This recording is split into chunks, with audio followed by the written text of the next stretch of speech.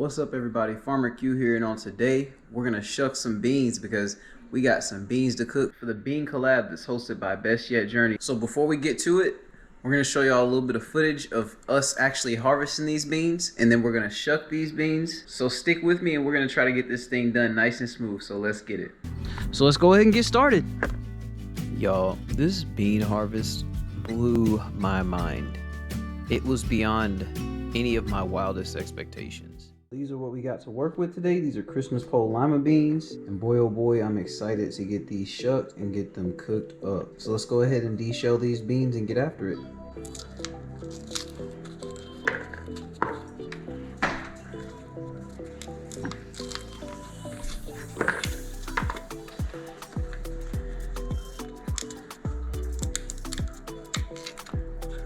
Alright y'all, so this is what we're looking at after shelling all those beans.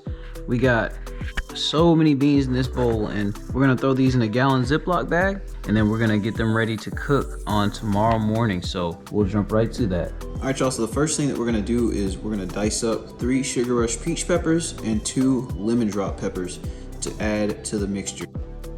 So here I'm just dicing up the peppers, but I previously deveined the peppers before I started dicing them up because we don't want all that heat. We're just trying to add some flavor to the actual dish, and the lemon drop peppers have plenty enough heat inside of them to carry us all the way through.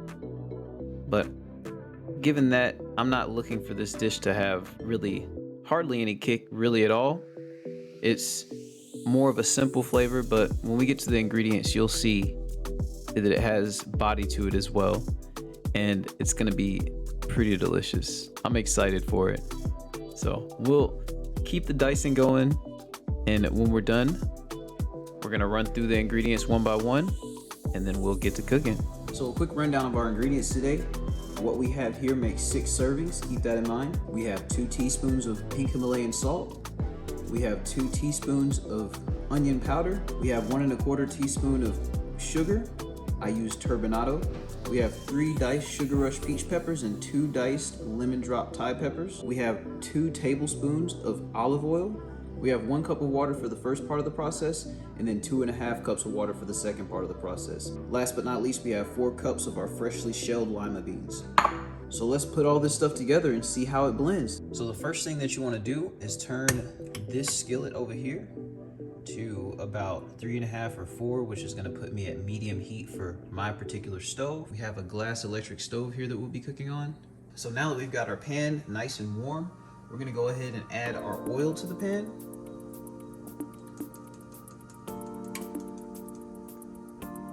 And we're also going to add our diced peppers to the pan. And all we're going to do with these diced peppers with this oil is get them nice and sauteed down, simmered down. Typically, we'd be using our onion in this particular step, but since our peppers are fresh and we're not using pepper flakes, we're gonna go ahead and simmer our peppers down.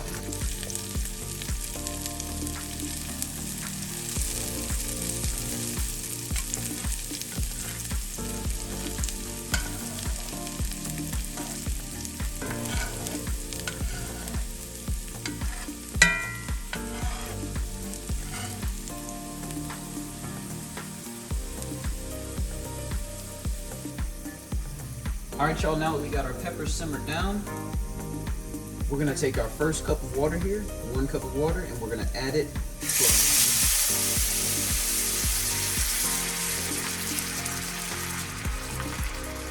There's a little pizzazz for you right there. And what we're gonna do now is add our onion powder to the mixture. Typically, we'd be adding our pepper to the mixture at this point, but we're gonna go ahead and add our onion powder to the mixture. We're just working our onion powder into the pepper mixture that we got.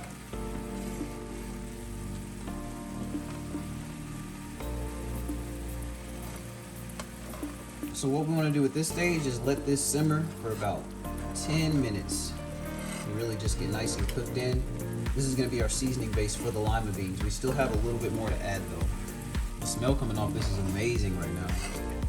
And it's definitely thickening up right now, so the whole purpose of letting this simmer for a bit is to thicken this up and really add to the flavor while we're reducing the particular mixture that we got.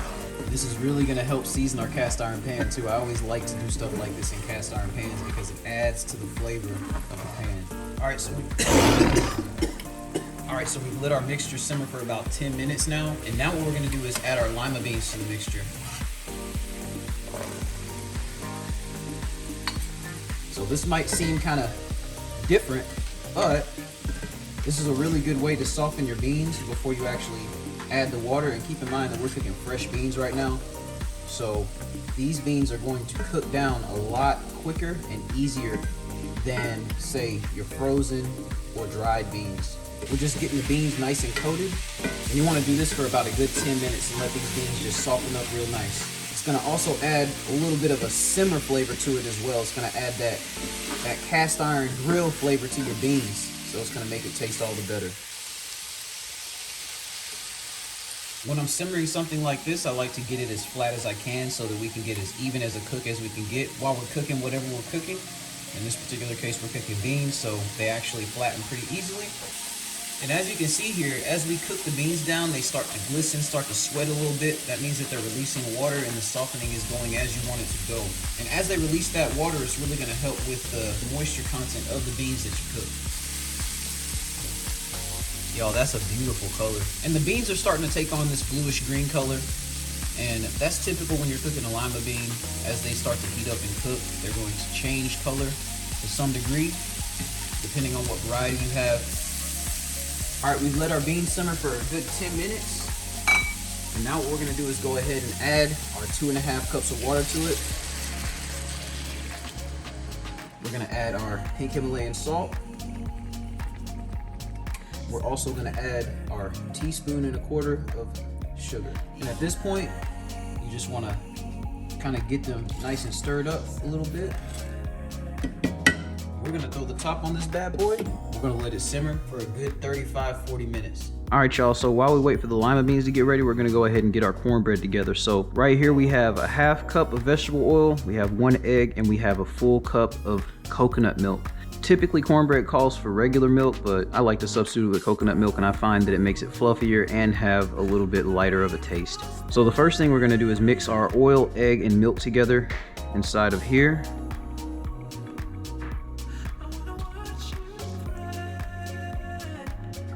Coconut milk's a lot thicker than regular milk too, for whatever that's worth. So what we're gonna do now is whisk this together. You see the egg is helping everything mix all together and be one piece. All right, so now that we've gotten that all mixed together, we're ready to add our cornbread mix to the mixture.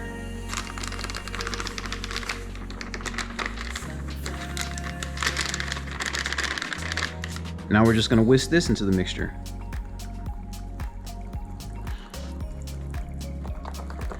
As you can see, as we mix it, it gets nice and thick. You wanna mix it until you see no lumps inside of the mixture. When you're mixing it, you'll see these little, what look like chunks in the mixture. You just wanna make sure that those are all gone before you stop stirring the mixture. All right, y'all, we're looking real nice. So all I'm gonna do at this point is take a little bit of this canola oil right here and spray a very light coating on this pan right here that we're gonna put our cornbread inside of.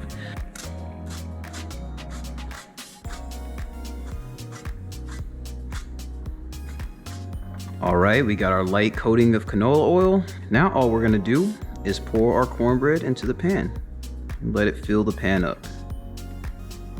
I like to take this whisk right here and get the rest of the cornbread inside of there so that we can not have to wash it twice.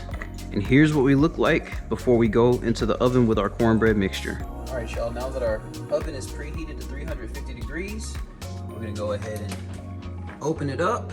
And we're gonna add our cornbread to the oven.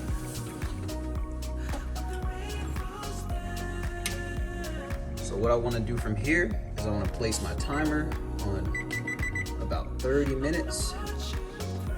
All right, so as y'all can see, we got our timer set for 30 minutes. Our lima beans are almost finished. We got another 16 minutes on our lima beans. We'll come check on the lima beans when they're finished and get the cornbread together right behind it. All right, y'all, so the lima beans are good to go. Look at him. Look at him. We are looking delicious. And yes, they did change colors, but I don't mind at all. And we ready to start eating these bad boys. But we're gonna wait for our cornbread to get ready. We're gonna show it all together in one place.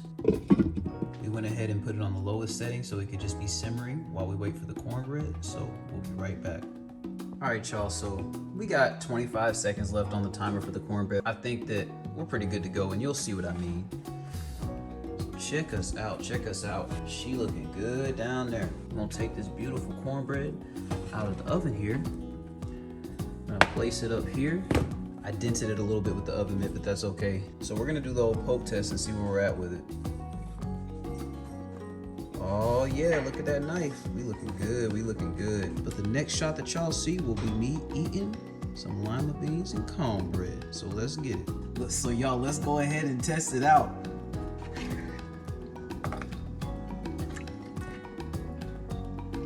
So we just gonna make a little small bowl of beans right now. I usually don't eat till a little bit later, but hey, special times call for special action. So we're gonna pop us a little piece of cornbread out of here. We gonna give it a shot and see how we like it, because I know we gonna like it. Get this cornbread mixed up in there. So check it out, y'all. We got beans and cornbread, just like grandma's house. Let's get it. Only thing we missing is some ham hocks, but that's okay. We can do without it. This is amazing, y'all. Y'all can sit up here and watch me eat if y'all want to, but I'm gonna cut it short for y'all, but I think y'all know what that means. That's FarmerQ, out.